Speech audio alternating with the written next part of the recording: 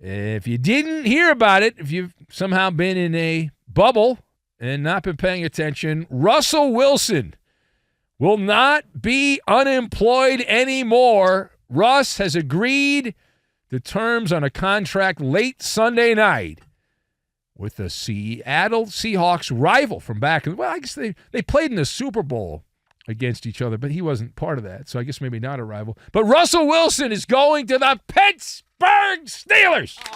Woo! Big news. Russell Wilson is a Steeler. Now, 5 years ago, that would have been amazing, right? That would have been orgasmic if you're a Yinzer. Right now, you want to punch yourself in the nose that your team has added Russell Wilson. Oh, what a difference a couple years makes. But Wilson plans to sign a one-year deal when he's allowed to in Pittsburgh. The football media slobbering all over Russ, celebrating a team-friendly contract that he's going to get from Pittsburgh. He's being praised by those NFL media honks because he's helping out the Steelers. All right, so let us discuss the question. Where are where are you at on this? I guess we'll start with that. Where are you at on this? And really, what are the Steelers getting? That's the question. What are the Steelers getting with Russell Wilson? All right, so I've got Blockbuster, Lipstick, and GarageBand. And we will combine all of these things together, and we are going to make 0 calories because this Maller monologue has 0 calories. That's right, 0 calories. Unless you're eating a double cheeseburger while you are listening. But I'm not the one giving you the calories. So, A, to answer the question, what are the Steelers getting with Russell Wilson? Pittsburgh has landed a name brand quarterback. Woo! Name brand. Big deal, right? Name brand quarterback. And people know who he is.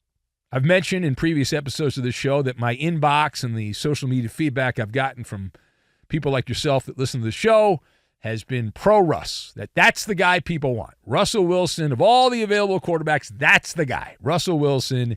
And people know who he is from his salad days on Madison Avenue. They would say that Russell Wilson has a high Q score.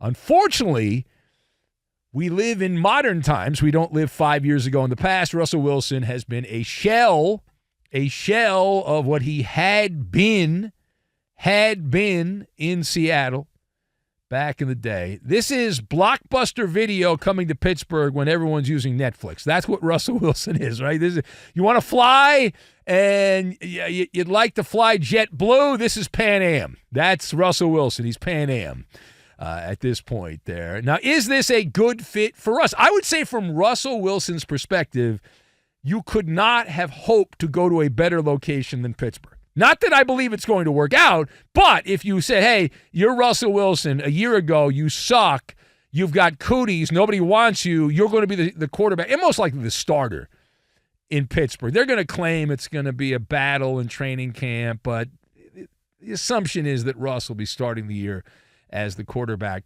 barring injury, in Pittsburgh.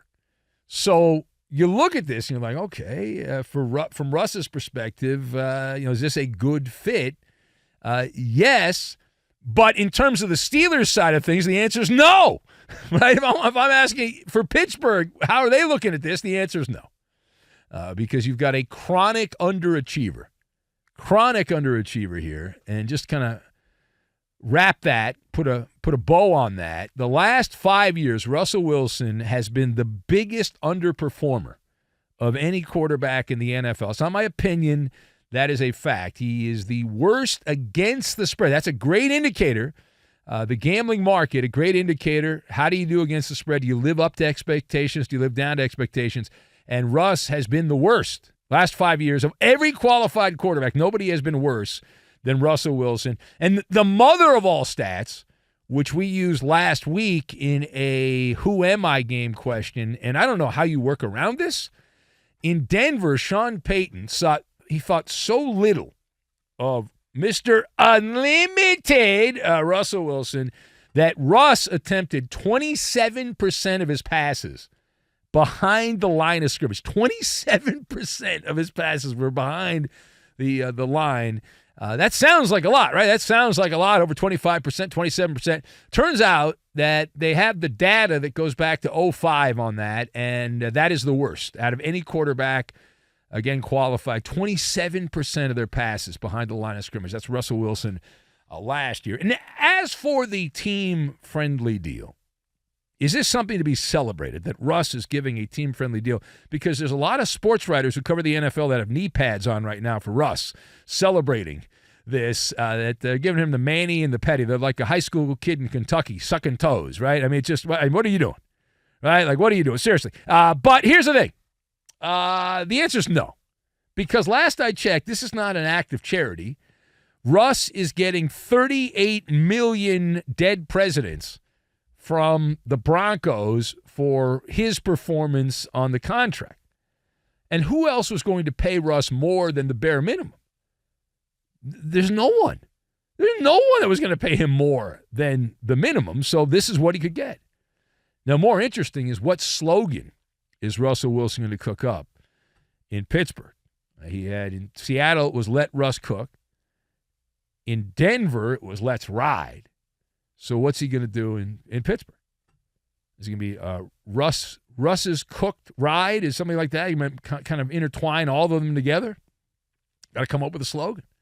So Mike Tomlin had no quarterback. He still has no quarterback, right? What a decision. I mean, for Russ, he goes to essentially a halfway house in Pittsburgh to try to salvage what's left, how many more years left he has in his career. But you look at the decision there. If you're Mike Tomlin, you have Russell Wilson on one side. You've got Kenny Pickett on the other. Talk about being stuck between the devil and the deep blue sea. That would be that there. But at least Pittsburgh, a winning ecosystem, and they'll win around 9 or 10 games. That's usually what they do, and be in playoff contention. All right, now, page 2. So moving on from that, Russell Wilson now a Yinzer. We'll check in with our Steeler fans later. But Baker Mayfield got $50 million guaranteed over the weekend. That news coming out early on Sunday in the morning. Baker Mayfield goes right where he was before, to Tampa. He stays with the Buccaneers, gets $50 million guaranteed. What is your level of confidence that Baker Mayfield will perform in 2024 and beyond? So the Maller scale of confidence, 1 to 10. Maller scale of confidence, never wrong. Maller scale of confidence, 1 to 10, with 10 being amazing, great, wonderful, another big season, back-to-back, belly-to-belly. So on the Maller scale of confidence, I'm at a 4.5 to 5.5, right there, 4.5 to 5.5. Now, if you look at the fine print on the Maller scale of confidence, that is right there, unsure to just average okay. That's where I am on the Maller scale of confidence, unsure to average okay. Now, I was told that the secret sauce for Baker Mayfield was a guy named Dave Canales. He's no longer in Tampa. He got a head coaching job. Not a good one, but he's in Carolina, who's the head coach of the Panthers in the division. So he knows all the weaknesses of Baker Mayfield. Carolina plays Tampa twice a year. So that's a couple of question mark games right there. So you take away the secret sauce, and then you're like, okay, Dave Canales, he was the guy that put lipstick on Mayfield. And we know what happens, the famous line there, when you put lipstick on a pig, you take the lipstick off, you've still got that heifer. That's what you got there, and so that's Baker. And he got $50 million. This guy was on death's door for his career. There's sound of Baker warming up. But you had Carolina, couldn't play for them, went to the Rams, had that game where he was terrible except at the end where he was good enough at the very end of that game to beat the Raiders on a Thursday night game. And goes to Tampa. And the other thing about this, people are like, well, he went to Tampa, he bet on himself. He didn't bet on himself. He had no other options. It's like saying Russ gave a team-friendly deal to Pittsburgh because out of the goodness of his heart. No, he had no other choice. He had no other options. He was going to take the bare minimum because he's getting $38 million, extorting $38 million. All right, well, a last word. Quickly, we go to Kansas City. Another big news item over the weekend in our little football world. Defensive tackle Chris Jones, keeping up with the Joneses. Remember the Chiefs parade when he said he was going to be back? Well, it turns out he wasn't lying. Is Chris Jones agreeing to the framework of a 5-year contract in Kansas City to eat those Ben Maller chicken fingers 4 nights a week if you want. They're going to give 7 nights a week if you want. But Chris Jones going to stay in Kansas City. $95 million guaranteed, allegedly. $95 million guaranteed. He will not test the market, which begins later this week. So what does Chris Jones' deal for the Chiefs mean? Quickly, it is pretty simple. It means the core of the garage band is sticking around. Back to back and belly to belly, trying for 3 in a row in Kansas City. And now they have kept the anchor. They have the anchor on offense. They have the anchor on defense. It's like our buddy JJ in Renton, who makes anchors for the United States military. But it's a garage band. It's a cover band. Thin Lizzy, right? You've got the boys are back in town. The boys are back in town, though they didn't go anywhere. So they're still together, and they're in dynasty mode. We'll see how this works out.